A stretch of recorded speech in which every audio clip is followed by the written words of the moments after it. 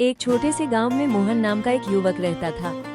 वो बहुत बड़े बड़े सपने देखते थे, लेकिन एक बड़ी कमी थी, वो हमेशा काम को टालता रहता था। उसकी माँ सीता अक्सर उसे समझाती, बेटा समय बहुत कीमती होता है, इसे यूं ही मत गवाओ। लेकिन मोहन हंसकर कह देता, अभी तो बहुत समय है माँ, बाद में कर लूंगा। गांव में एक वृद्ध ज्ञानी गुरुजी भी रहते थे, जो लोगों को सही रास्ता दिखाते थे। एक दिन सीता मोहन को उनके पास ले गई। गुरुजी ने मोहन से पूछा, बेटा तुम जीवन में क्या बनना चाहते हो? मोहन बोला, मैं बहुत बड़ा आदमी बनना चाहता हूँ, लेकिन समझ नहीं आता कहाँ से शुरू करूँ। गुरुजी मुस्कुराए और बोले, तुम्हारी समस्या समझ आ गई है, तुम समय को हल्के में लेते हो। मोहन ने थोड़ा नाराज होकर कहा, समय तो हमेशा चलता रहता है, इसमें इतना खास क्या है? तब गुरुजी ने उसे अगले दिन सुबह नदी किनारे आने को कहा।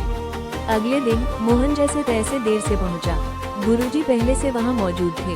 उन्होंने मोहन को नदी की ओर इशारा करते हुए कहा, इस नदी को देखो, क्या ये कभी रुकती है?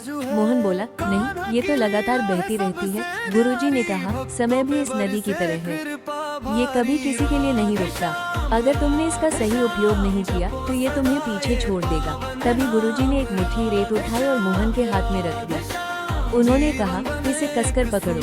मोहन ने जोर से पकड़ लिया, लेकिन धीरे धीरे रेत उसकी उंगलियों से फिसलने लगी। गुरुजी बोले, देखा, जैसे ये रेत फिसल रही है, वैसे ही समय भी फिसल जाता है।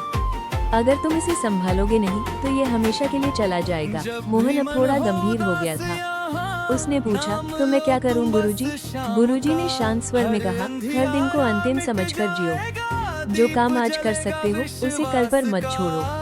और याद रखो, श्री कृष्ण ने भी कहा है, कर्म करते रहो, समय का सम्मान करो, सफलता स्वयं आएगी। उस दिन के बाद मोहन की सोच बदल गई। वो सुबह जल्दी उठने लगा, अपने काम समय पर करने लगा और धीरे धीरे वो गांव का सबसे मेहनती और सफल युवक बन गया। एक दिन उसने अपनी माँ से कहा, माँ, आपने और गुरुजी ने सही कहा था, समय ही सबसे बड़ा धन है। सीता की आंखों में खुशी के आंसू आ गए।